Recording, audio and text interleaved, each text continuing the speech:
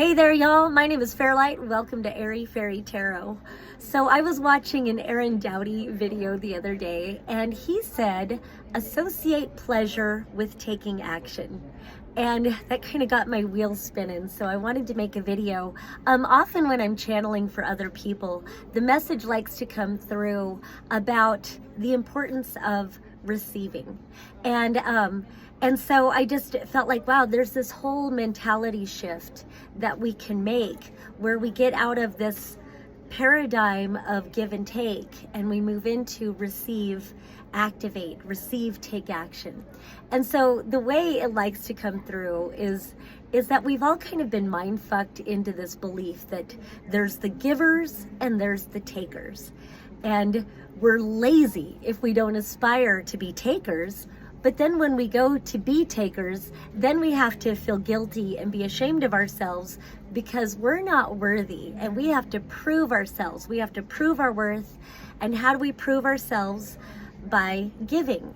And so we give and we prove and we give and we prove and we give and we give and we give and we're proving ourselves. And I guess the belief is if I give enough, then eventually I'll be found worthy by a taker to become a taker myself. And you know, when it's said out loud that way, like what ridiculous bullshit is that? Yet that's been the mind-fucked program we've all been kind of operating under. We have to prove ourselves. But to who? And so a good question that I feel like a good question for us to ask ourselves anytime we come up against limiting belief systems, limiting thoughts, a good question is to ask, who benefits from this? And my general answer to that usually is probably violent, greedy men who want to hoard all the resources and control everything. And you know what? Whoever they are, whatever that is, it's a construct of the mind. All this reality is just a construct of the mind. It's all belief systems. And so, as Esther Hicks and Abraham says, a belief is just a thought you keep thinking. And it stands to reason if you think a different thought long enough, you can change the belief. And so then that brings me to this whole receiver-activator thing. So what I love is that science has shown that all organic beings, whether you're a tree, whether you're a human, whether you're an apple, we all have an energy field called a torus. Torus, and it's flowing in and out. It's been shown. What I love is that you can take an apple or an orange, and if you slice it right down the middle, you can actually see an energetic imprint of where the apple or the orange, the fruit, was receiving energy from the tree, and that's part of that toroidal field. And so the truth is, we are complete systems unto ourselves. I feel like I have to say it twice. Take a deep breath.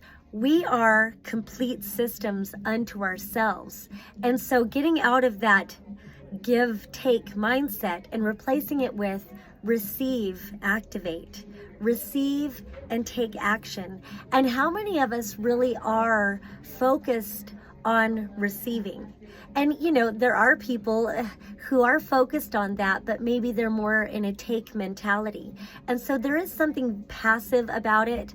Another fun example is like if you take a battery, it needs to be equal parts masculine and feminine, equal parts positive, negative, equal parts activating and receiving.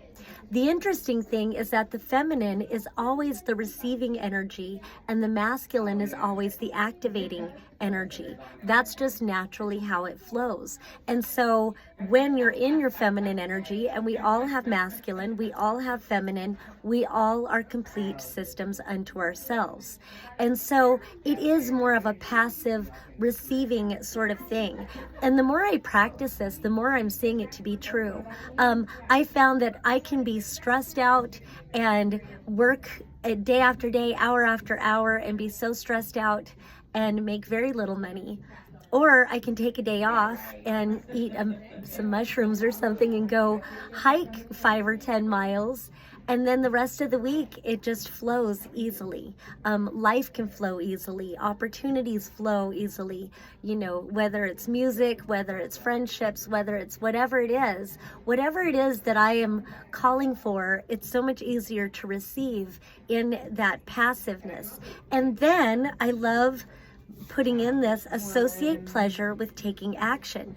Because of course you want to take action too. I'm getting like the Empress Emperor energy in the tarot about it's that yin yang, and both of them are in their abundance.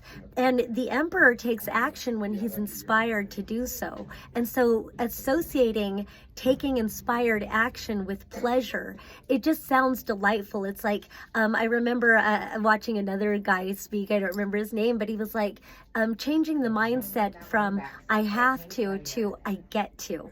I get to act on my inspiration. I get to act on whatever this is that will bring me pleasure. And then also allowing yourself to receive and associating that with pleasure also. It's a pleasure to receive a compliment. It's a pleasure to receive a gift. It's a pleasure to receive a smile, or what? It's a pleasure to receive money. It's a pleasure, it's a pleasure to paint. It's a pleasure to sing. It's a pleasure to dance. All of these are actions that we take. And so when there's bigger actions, like maybe you need to journal, maybe you want to write a book, maybe, you want to learn how to play guitar, something like that. It doesn't have to be creative, whatever.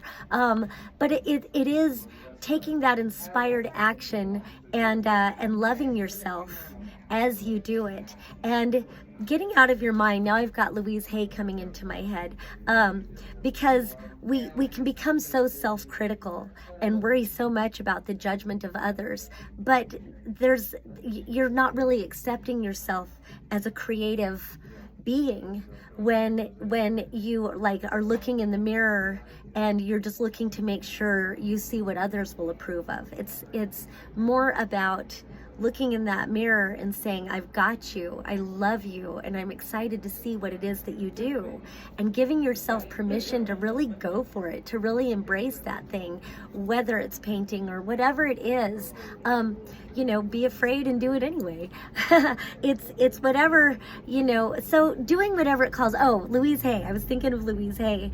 I remember in her book, You Can Heal Your Life, she talked about when she first began public speaking, and it was scary, but she was so mindful, she was so conscious about her self-talk that even if she made mistakes, she didn't focus on it. She would never criticize herself, never put herself down. She would say, you did great, you did it, you got up there and you did the thing. There's my little tablet of confirming that you did great. And then she would also take note of what she learned from it and what she would do differently next time. And so it's always a learning curve, but she would always tell herself, you did great, you were wonderful, I'm so proud of you.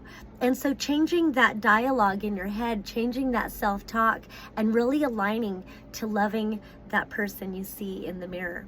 So that's my little talk about shifting the give-take mindset into receive, activate, taking action with pleasure.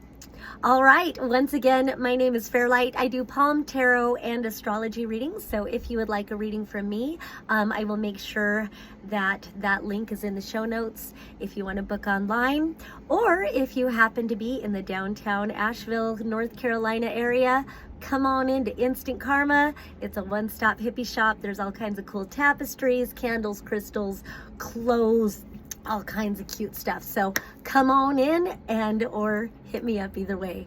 That's all I have for today. Peace and love until next time.